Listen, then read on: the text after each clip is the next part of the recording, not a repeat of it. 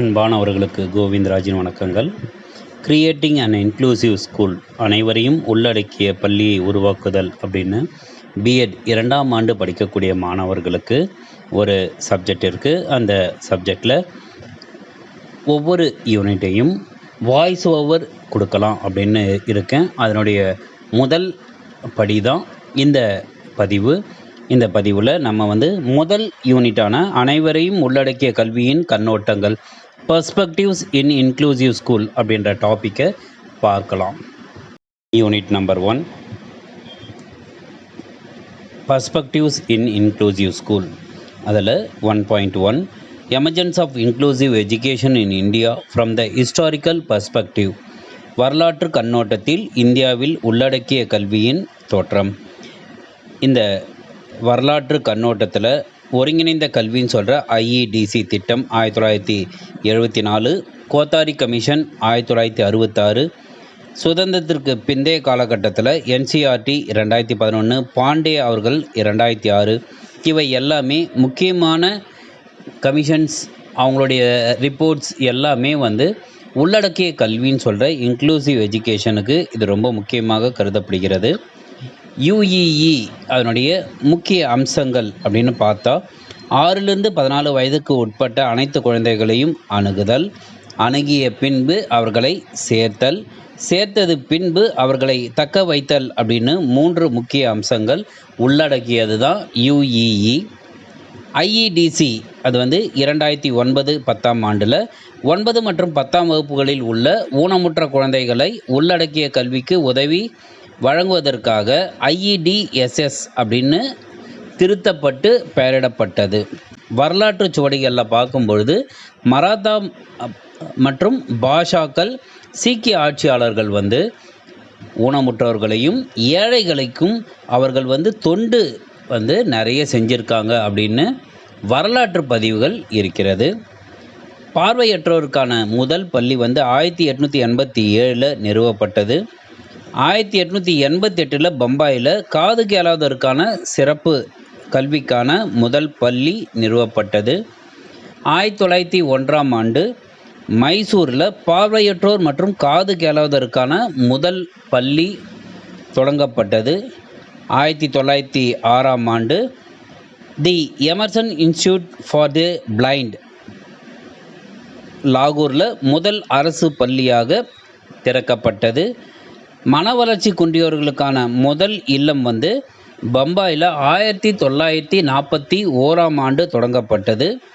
1947 India சுதந்திரம் அடைந்ததுக்கு அப்புறம் காது கேளாதோருக்காக 34, பார்வையற்றோருக்கான 32 மற்றும் மன வளர்ச்சி குன்றியவர்களுக்காக 3 நிறுவனங்கள் மட்டுமே அந்த சமயத்தில் இருந்தது.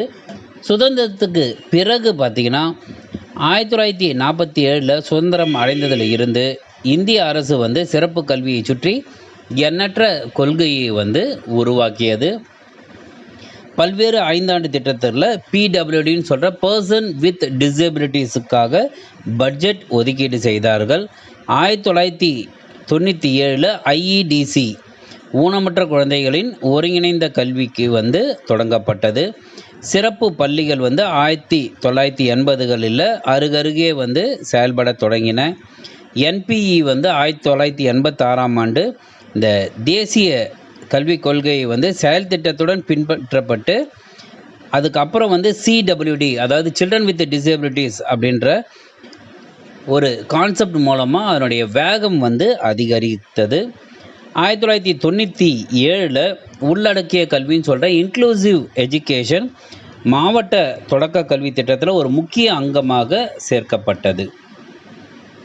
எஸ்எஸ்ஏ, ஆர்எம்எஸ்ஏ, சர்வ சிக்ஷா அபியான் மற்றும் ராஷ்ட்ரிய மத்தியமிக் சிக்ஷா அபியான் இந்த திட்டத்தில் மாற்றுத்திறனாளி குழந்தைகளை உள்ளடக்கிய கல்வித்துறையில் இவர்களுடைய பங்கு குறிப்பிடத்தக்கதாக இருக்கிறது.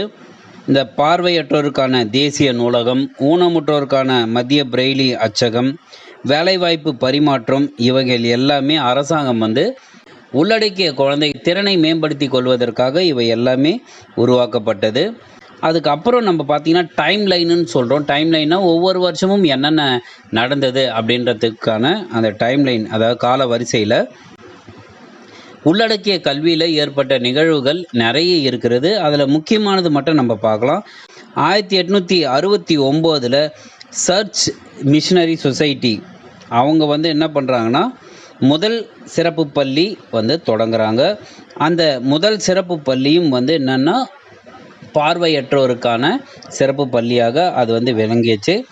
1883 மும்பையில் ஸ்கூல் ஃபார் த டீஃப், அதாவது காது கேளாதோருக்கான பள்ளி திறக்கப்பட்டது. 1887 அமிர்தசரஸில் கிறிஸ்துவ மிஷனர்களுக்காக பார்வையற்றோருக்கான பள்ளி திறக்கப்பட்டது. 1918 அறிவுசார் குறைபாடுகள் உள்ளவர்களுக்கு கற்பிக்கும் வகையில் முதல் சிறப்பு பள்ளி நிறுவப்பட்டது. 1937 மோகன்தாஸ் கரம்சந்த் காந்தி தான் இந்திய மக்களுக்கு அடிப்படை கல்வியை அறிமுகப்படுத்தினார். அதாவது பேசிக் எஜுகேஷன் அப்படின்ற கான்செப்ட் மோகன்தாஸ் கரம்சந்த் காந்தி தான் சொல்கிறாரு. 1914 சார்ஜன்ட் ரிப்போர்ட் வருது.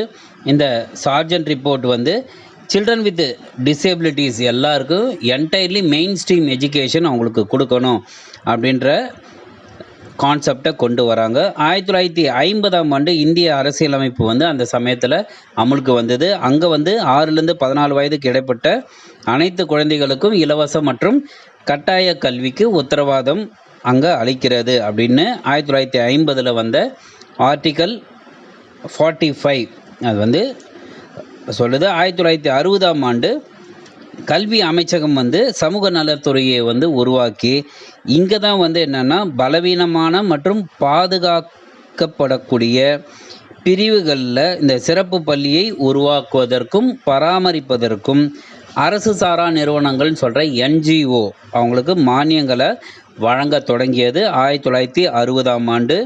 1974 தான் இந்த IEDCன்னு சொல்கிற இன்டகிரேட்டட் எஜுகேஷன் சைல்ட்ஹுட் ஸ்கீம் இது உருவாக்குறாங்க. 1981 என்ன பண்ணுறாங்கன்னா, UNO டிசேபிள்டு பர்சன் இயர் அப்படின்னு சொல்கிறாங்க. அதாவது மாற்றுத்திறனாளிகளின் ஆண்டாக அறிவிக்கிறது. 1983 92 வரைக்கும் UN decade of the disabled person அப்படின்னு அறிவிக்கிறது. அதாவது ஐக்கிய நாடுகள் சபையின் மாற்றுத்திறனாளிகளின் ஆண்டாக மறுபடியும் அறிவிக்கிறது. 1986 தான் நேஷனல் பாலிசி ஆன் எஜுகேஷன் வருது. அதில் லேசான குறைபாடுகள் உள்ள குழந்தைகளுக்கு முக்கிய வகுப்பறையில், அதாவது mainstream education mainstream class ரூம்லேயே அவங்களுக்கு கற்பிக்கப்பட வேண்டும். அவங்களுக்குன்னு நீங்கள் தனியாக பிரித்து அனுப்பக்கூடாது அப்படின்றத சொல்கிறாங்க.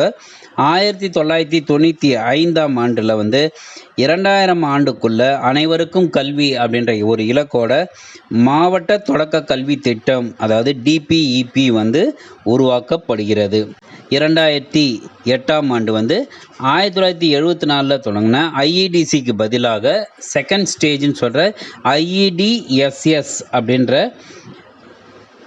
ஊனமுற்றோரின் உள்ளடக்கிய கல்வியை அவங்க வெளியிடுறாங்க. அதாவது inclusive education of the disabled at the secondary stage, அதுதான் IEDSS. இது IEDCயை ரீப்ளேஸ் பண்ணுது. ஸோ இதுதான் அந்த ஆண்டுகள் மற்றும் நிகழ்வுகளில் ரொம்ப முக்கியமானது. அடுத்ததாக இந்தியாவில் அனைவரையும் உள்ளடக்கிய கல்வியோடைய சட்டங்கள், அதாவது இன்க்ளூசிவ் எஜுகேஷன் ஆக்ட்ஸ்ன்னு இதில் மொத்தம் 6 ஆக்ட் இருக்குது. 1995 பர்சன் வித் டிசேபிலிட்டி ஆக்ட், 2006 UNCRPDன்னு சொல்கிற united nation convention on the rights of the person with disabilities act 2006, inclusive education in RTE 2009, children with disabilities CWD act, 86th constitutional amendment 2002, provisions for inclusive education as per RTE 2012. இவை எல்லாமே inclusive education acts, முக்கியமான ஆக்ட்ஸு. இதில் ஒவ்வொரு ஆக்டாக பார்த்துட்டு வரலாம். First act person or people with disabilities act 1995, ஊனமுற்ற நபர் சட்டம் 1995. 1992 இந்திய மறுவாழ்வு நிறுவனம், அதாவது RCI அதனுடைய சட்டத்தின் ஆண்டாக 1992 வந்து கருதப்படுகிறது.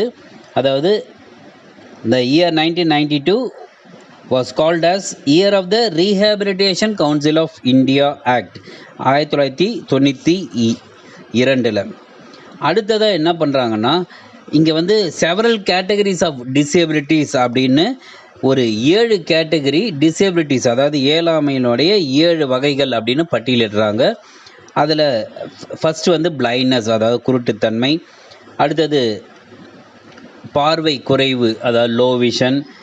லெப்ரசி கியூர்டு, தொழுநோய் வந்து சரி செய்யப்பட்டது. 4வது பெருமூளை வாதம் சொல்கிற செரிபரல் பால்சி. 5வது செவித்திறன் குறைபாடு, ஹியரிங் இம்பேர்மெண்ட். லோகோமோட்டார் இயலாமை, அதாவது லோகோமோட்டார் டிசேபிலிட்டி. மற்றும் 7th ஒன் வந்து மென்டல் இல்னஸ், அதாவது மனநோய். இந்த 7 க்ரைட்டீரியா தான் டிசேபிலிட்டிஸோட 7 டைப்ஸ் அப்படின்னு இங்கே சொல்கிறாங்க.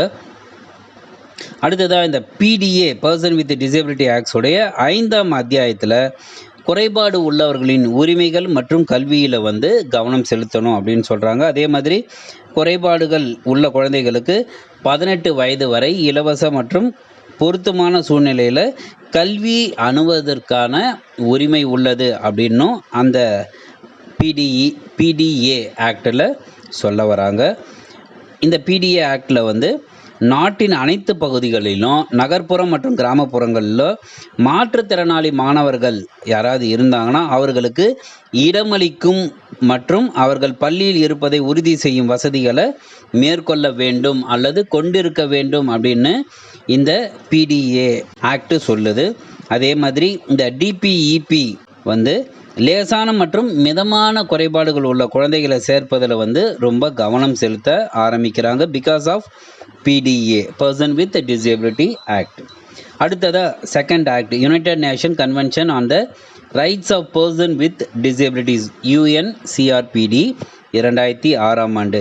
இந்த UNCRPDயோட முக்கிய நோக்கம், அதாவது எந்த பர்பஸ் அப்படின்னு பார்த்தீங்கன்னா, ஊனமுற்ற நபர்களின் மனித உரிமைகளை மேம்படுத்துதல், பாதுகாத்தல் மற்றும் வலுப்படுத்துதல் ஆகிய இந்த 3 விஷயங்களை தான் அது வந்து செய்யணும். அதனால தான் இந்த UNCRPD உருவாக்கியது அப்படின்னு சொல்கிறாங்க. அடுத்தது வந்து இந்த மாநாட்டோட இன்னொரு நோக்கம் என்னென்னா, ஊனமுற்ற நபர்களால் அனைத்து மனித உரிமைகளையும் மேம்படுத்தி பாதுகாத்து மற்றும் முழுமையாகவும் சமமாகவும் அனுபவித்தல். இவை தான் வந்து இந்த UNCRPயோட முக்கியமான நோக்கம், அதாவது பர்பஸ் ஆஃப் UNCRPD. அதுக்கப்புறம் UNCRPDயோட பொது கோட்பாடுகள் அப்படின்னு பார்த்தா, கண்ணியத்திற்கு இங்கே வந்து மரியாதை கொடுக்கணும், பாகுபாடை வந்து எந்த காரணத்து கொண்டும் பாகுபாடுன்ற ஒன்று இருக்கவே இருக்கக்கூடாது. அதே மாதிரி முழு மற்றும் பயனுள்ள பங்கேற்பு, அதாவது ஃபுல் அண்டு எஃபெக்டிவ் பார்ட்டிசிபேஷன். இங்கே தான் வந்து என்னென்னா அந்த இன்க்ளூஷன் வந்து சொசைட்டியில் இன்க்ளூட் ஆகுது. அதாவது எந்த குழந்தையும் நீங்கள் தனித்து விடக்கூடாது, எல்லாருமே வந்து எஃபெக்டிவாக பார்ட்டிசிபேட் பண்ணணும் அப்படின்றதும். மனிதனுடைய பன்முகத்தன்மை இங்கே தான் வெளிப்படுது, அதாவது ஹியூமன் டைவர்சிட்டி அண்ட் ஹியூமானிட்டியும் இங்கே வந்து வெளிப்படுத்தணும். அதே மாதிரி ஈக்குவாலிட்டி இன் ஆப்பர்ச்சுனிட்டி, எந்த வாய்ப்புக்கும் சமத்துவம் இருக்கணும். அக்சசபிலிட்டின்னு சொல்கிற அணுகல். Equality between men and women, ஆணுக்கும் பெண்ணுக்கும் இடையிலான சமத்துவம் இங்கே வந்து இருக்க வேண்டும். மாற்றுத்திறனாளி குழந்தைகளுக்கு வந்து அவர்களுடைய அடையாளத்தை பாதுகாக்கும் உரிமைக்கும் மரியாதை கொடுக்க வேண்டும் அப்படின்றது தான் ஆர்டிகல் 3ல் சொல்கிறாங்க. ஸோ இதுதான் வந்து ஜென்ரல் பிரின்சிபல்ஸ் ஆஃப் UNCRPD. அடுத்ததாக இந்த UNCRPD வந்து பர்சன் வித் டிசேபிலிட்டிஸை 5 ஏரியாவில் கிளாஸிஃபை பண்ணுறாங்க.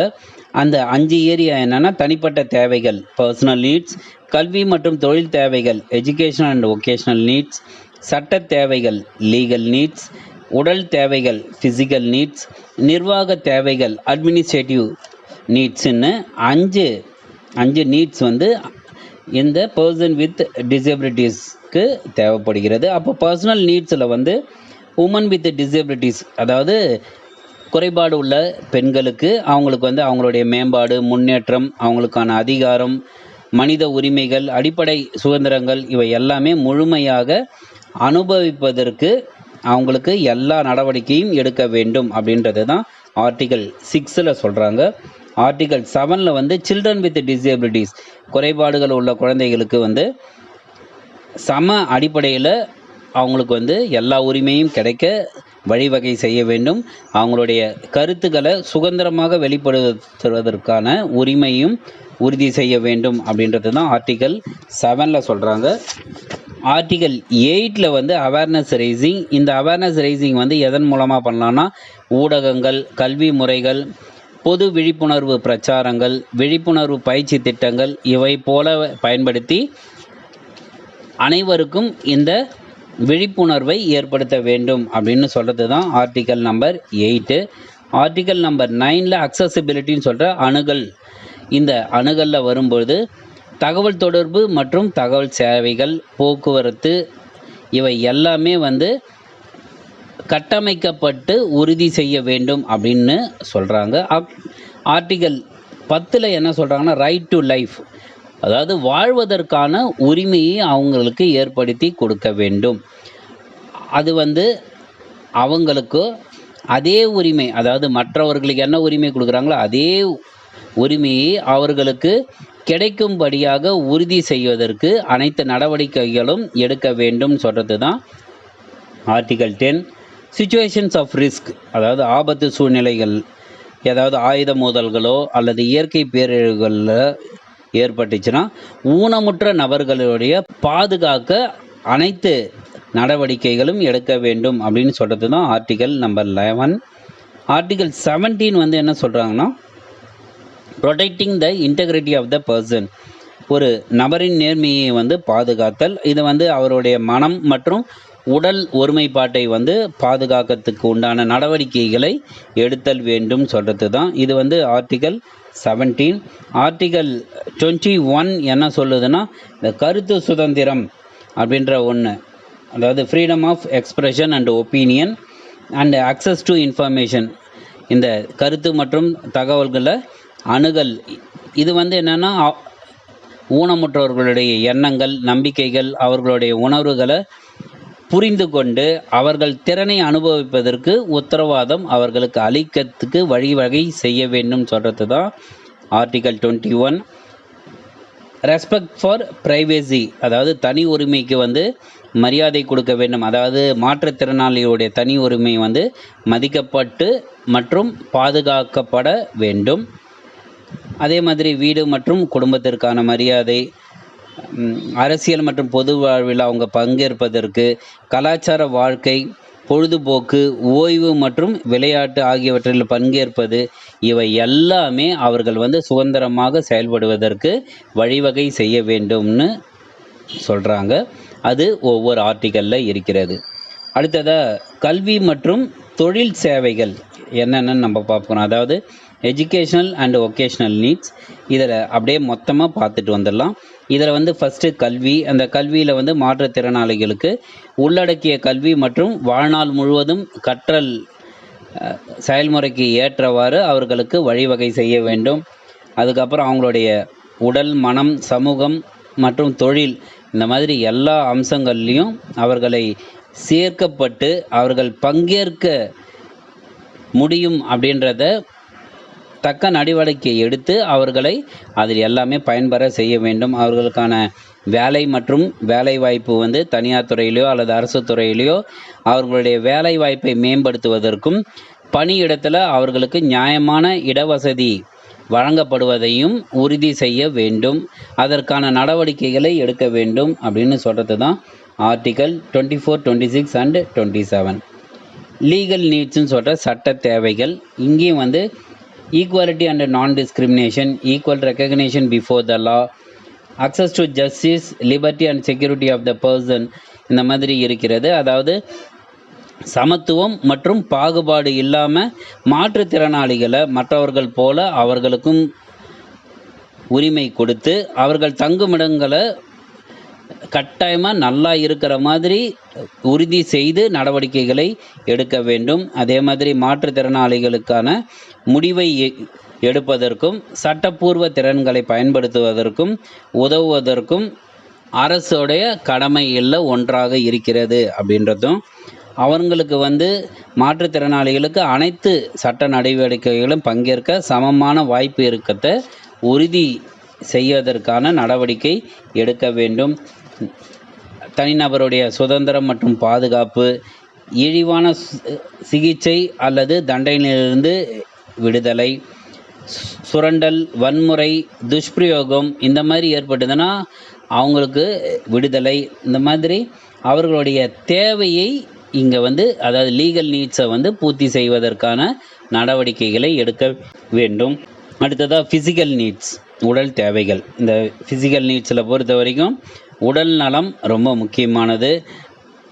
அவங்களுடைய சுகாதார பாதுகாப்புக்கும் சுகாதார சேவைகளுக்கும் அவர்களுக்கு சமமாக அணுகுவதற்கான உரிமையை கொடுக்க வேண்டும்.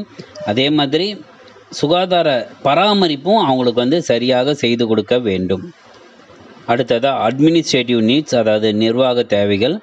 இங்கே 33லேருந்து 50 நிர்வாக தேவைகளுக்கான கண்காணிப்பு, அறிக்கையிடுதல், பின்னோட்டம், இடஒதுக்கீடு, திருத்தம், இவை போல எல்லா விஷயங்களையும் கையாளுகின்றது தான் இந்த அட்மினிஸ்ட்ரேட்டிவ் ப்ராசஸ். அடுத்ததாக 3வது concept, inclusive education in RTE 2009 act. இங்கே 6லேருந்து 14 வயது வரை இருக்கக்கூடிய குழந்தைகளுக்கு இலவசம் மற்றும் கட்டாய கல்வி வழங்குவதை இந்திய நாடாளுமன்றத்தினால் இயற்றப்பட்டு இந்த சட்டத்துக்கு நடவடிக்கை எடுக்க வேண்டும் அப்படின்னு சொல்கிறாங்க. இந்த 2009 கல்வி உரிமை சட்டம், அதாவது RTE ரைட் டு எஜுகேஷன் ஆக்டில் என்ன முக்கியமான இருக்குது அப்படின்னு பார்த்துட்டு வந்தால், 6லேருந்து 14 வயசு வரைக்கும் கம்பல்சரி எஜுகேஷன். எந்த குழந்தையும் விட்டுட்டு வரக்கூடாது. அவர்களை எக்காரணத்தை கொண்டும் பள்ளியிலேருந்து இடைநிற்றலோ அனுப்புவதோ கூடாது. 6 வயதுக்கு மேற்பட்ட குழந்தைகளை எந்த ஸ்கூல்லையும் சேர்க்கலை அப்படின்றது நீங்கள் சொல்லக்கூடாது. சேர்க்கைக்கான வயது சான்று சரியாக இருக்குதா அப்படின்னு பார்த்துட்டு அதற்கேற்றாற் போல் அந்த குழந்தைகளுடைய சான்றிதழோட அடிப்படையில் தான் அவங்களுடைய வயது தீர்மானிக்கப்படும் அப்படின்றதும், தொடக்க கல்வியை முடித்த குழந்தைங்களுக்கு சான்றிதழ் வழங்கவும், இந்த மாதிரி விஷயங்களை செய்யறது தான் இந்த கல்வி உரிமை சட்டம் 2009 முக்கிய அம்சங்கள். Children with disabilities act. இங்கே இந்த குழந்தைகள், குறைபாடு உள்ள குழந்தைகளுடைய கல்வியை ஊக்குவிக்கிறதுக்கான என்னென்ன ஏற்பாடுகள் செஞ்சிட்ருக்காங்க அப்படின்னு பார்த்துடலாம். ஃபஸ்ட்டு மாற்றுத்திறனாளி மாணவர்களுக்கு அவர்கள் சரியான முறையில் அவர்கள் கல்வியை மேற்கொள்வதற்கான தடையற்ற சூழ்நிலையை உருவாக்க வேண்டும், பேரியர் ஃப்ரீ என்வரான்மெண்ட். அடுத்தது எல்லா வடிவங்களிலும் அவங்களுக்கு 3% இடஒதுக்கீடு அவர்கள் கொடுக்க வேண்டும், அதாவது 3% reservation for CWD, children with disabilities. IEDC திட்டத்தில் கீழே இருக்கக்கூடிய மாற்றுத்திறனாளிகளுக்கு உதவிகள் இலவசமாக அல்லது மானிய விலையில் வழங்கப்பட வேண்டும். SSC அப்புறம் UPSC இந்த மாதிரி போட்டித் தேர்வுகளுக்கான விண்ணப்பம் மற்றும் தேர்வு கட்டணத்தில் இருந்து அவர்கள் விலக்கு அளிக்கிறது, அதாவது exemption for staff selection commission and union public service commission. 5வது ஸ்காலர்ஷிப், அதாவது தேசிய உதவித்தொகை, ராஜீவ்காந்தி தேசிய ஃபெலோஷிப், இந்த மாதிரி உயர்கல்வியை தொடர்வதற்கான உதவித்தொகை அவர்களுக்கு கிடைப்பதற்கான நடவடிக்கை எடுத்தல் வேண்டும். பார்வையற்ற மற்றும் குறைந்த பார்வை கொண்ட மாணவர்களுக்கு படங்கள், வரைபடங்கள், இந்த மாதிரி விஷயங்களில் கேள்வி கேட்கும்போது முயற்சி செய்ய முடியாத மாணவர்கள் மாற்று கேள்வியை அவங்களுக்கு வழங்குதல் வேண்டும். அதே மாதிரி எக்ஸ்ட்ராவாக அவங்களுக்கு சிறப்பு சாதனங்கள், உபகரணங்கள் உதவியோட தேர்வுகளை எழுதுவதற்கு ஏற்பாடுகள் செய்வதற்கான நடவடிக்கைகள் எடுத்துக்க வேண்டும். மாற்றுத்திறனாளி மாணவர்களுக்காக தேர்வுகளில் கூடுதல் நேரத்தை ஒதுக்குதல், தொழிற்கல்வி மறுவாழ்வு மையங்களில் தொழிற்பயிற்சி வசதிகள், NGOக்கள் போன்றவை ஏற்படுத்துதல், இவை எல்லாமே inclusive education in RTE 2009 act. CWD, அதாவது சில்ட்ரன் வித் டிசேபிலிட்டிஸ், தங்களுடைய அடிப்படை உரிமைகளை உணர்ந்து கொள்வதில் தடைகளை அவங்க எதிர்கொண்டு சமூகத்தில் தங்களுக்கான உரிய இடத்தை அவர்கள் பெற நடவடிக்கை எடுத்தல் வேண்டும். வழக்கமாக பள்ளிகளில் சிடபிள்யூடி கல்விக்காக பல திட்டங்கள் உள்ளது. அதாவது சில்ட்ரன் வித் டிசபிலிட்டிஸ் ஆக்டுக்கு அது என்னென்னு பார்த்துடலாம். ஃபஸ்ட்டு வந்து ஐஇடிசி, அதாவது ஐஇடிசினா integrated education for disabled children. அடுத்தது சர்வ சிக்ஷா அபியான் எஸ்எஸ்ஏ. ஆர்எம்எஸ்ஏன்னு சொல்கிற ராஷ்ட்ரிய மத்தியமிக் சிக்ஷா அபியான். 2005 வந்த national plan of action for inclusion in education for children and youth with disabilities. 5வது national institute of open schooling and IGNOU, அதாவது தேசிய திறந்தநிலை பள்ளி மற்றும் இந்திரா காந்தி தேசிய திறந்தநிலை பல்கலைக்கழகம் NIOS அண்ட் IGNOU. அடுத்ததாக 86வது அரசியலமைப்பு சட்டம் 2002. நிர்வாகத்திற்கான தேசிய கல்வி திட்டங்களில் பல்கலைக்கழகங்களுடைய உதவியோடு நடத்தப்பட்ட ஆய்வில் வந்து 8ஆம் வகுப்பு வரை கையாளும் 1/4 ஆசிரியர்கள் உயர்நிலை பள்ளி வரை படித்ததாகவும், பாதி ஆசிரியர்கள் மேல்நிலை வரையும் மற்றும் சராசரியாக 35 ஆசிரியர்கள் படிப்பதாகவும் கூறுகிறது. ஆக மொத்தத்தில் இவங்க எல்லாமே படிச்சுட்டு இருக்காங்க. பட்டதாரிகள் மட்டும் சராசரியாக 17 ஆசிரியர்கள் முதுகலை பட்டதாரிகளாக இருக்கின்றார்கள். இதில் 35 ஆசிரியர்கள் சேவைகள் இருக்கும்போதே, அதாவது வேலை செஞ்சுட்டே அவங்க வந்து பயிற்சி பெறுகின்றனர் அப்படின்ற ஸ்டாட்டிஸ்டிக்ஸும் இங்கே வந்து சொல்லியிருக்காங்க. 6வது கான்செப்டான provisions for inclusive education as per RTE 2012, அந்த கான்செப்ட் படி 2012 கல்வி உரிமை சட்டம் RTE வந்து அறிமுகப்படுத்தப்பட்டு சிறப்பு தேவையுடைய குழந்தைகளுக்கான பிரதான கல்வியை தொடர அனுமதி செய்கிறது. அடுத்ததாக இந்தியாவில் அனைவரையும் உள்ளடக்கிய கல்வியோட பாலிசிஸ், அதாவது இன்க்ளூசிவ் எஜுகேஷன் பாலிசிஸ். அதில் ஃபஸ்ட்டு பாலிசி வந்து கோத்தாரி கல்விக்குழு, கோத்தாரி கமிஷன். செகண்ட் வந்து education of the disabled in national policy of education, state government policies and schemes, SSA's policy on inclusive education, provisions of RMSA in inclusive education. இந்த மாதிரி ஒரு 5 subtopics. Kothari கல்விக்குழு, Kothari commission 1964 to 66. இந்திய அரசு வந்து 1964 கோத்தாரி கல்விக்குழுவை உருவாக்குது. அதனுடைய தலைவராக TS கோத்தாரி அவர்களை நியமிக்கிறாங்க. இந்த ஆணையம் வந்து கல்வி முறையை மேம்படுத்துவதற்கான செயல் திட்டத்தை அவர்கள் உருவாக்கி அந்த ரிப்போர்ட்டை வந்து கொடுக்கணுன்றது தான் இந்த கோத்தாரி கல்வி. மனித ஆராய்ச்சி மேம்பாட்டு அமைச்சகத்தால் உருவாக்கப்பட்டு 5 வயதுக்கு முந்தைய பள்ளி கல்வி மற்றும் உடல் நலம், ஊட்டச்சத்து மற்றும் முன்பள்ளி வசதிகள் உட்பட ஆரம்பகால தலையீடு போன்றவை சேவைகளை வழங்க ICDS வந்து சென்றடைகிறது அப்படின்ற கான்செப்டையும். 2வதாக இருக்கக்கூடிய topic education of the disabled in national policy of education 1986. தேசிய கல்விக் கொள்கையில் வந்து மாற்றுத்திறனாளிகளுக்கான கல்வி 1986ஆம் ஆண்டு வடிவமைக்கப்பட்டது. உடல் ரீதியாகவும் மன ரீதியாகவும் ஊனமுற்றவர்களை பொது சமூகத்துடன் சமூக பங்காளிகளாக ஒருங்கிணைத்து அவர்களை இயல்பான வளர்ச்சிக்கு தயார்படுத்தி தைரியத்துடனும் நம்பிக்கையுடனும் வாழ்க்கையை எதிர்கொள்ள உதவ நோக்கமாக இருத்தல் வேண்டும் அப்படின்றது இங்கே சொல்லியிருக்காங்க. அடுத்ததாக கடுமையான ஊனமுற்ற குழந்தைகளுக்கு முடிஞ்சவரை மாவட்ட தலைமையகத்திலேயே விடுதிகளுடன் கூடிய சிறப்பு பள்ளிகள் அவர்களுக்கு கிடைக்கும்படியாக செய்கிறது. மாற்றுத்திறனாளி குழந்தைங்களுக்கு தொழிற்பயிற்சி அளிக்க போதுமான நடவடிக்கைகளை எடுக்கிறது. மாற்றுத்திறனாளி குழந்தைகளுக்கான சிறப்பு சிரமங்களை சமாளிக்க குறிப்பாக ஆரம்ப வகுப்பு ஆசிரியர்களுக்கு ஆசிரியர் பயிற்சி திட்டங்கள் மறுசீரமைக்கப்படும் அப்படின்றதும், மாற்றுத்திறனாளிகள் கல்விக்கு தன்னார்வ முயற்சி சாத்தியமான எல்லா வகையிலையும் ஊக்குவிப்பு செய்யப்படும் அப்படின்றதும் இங்கே கொடுத்துருக்காங்க. இந்த பதிவில் நம்ம கிரியேட்டிங் அண்ட் இன்க்ளூசிவ் ஸ்கூலில் யூனிட் 1ல் பார்ட் 1 பார்த்தோம். அடுத்த பதிவில் நம்ம பார்ட் 2 நான் கண்டினியூ பண்ணலாம். தேங்க்யூ.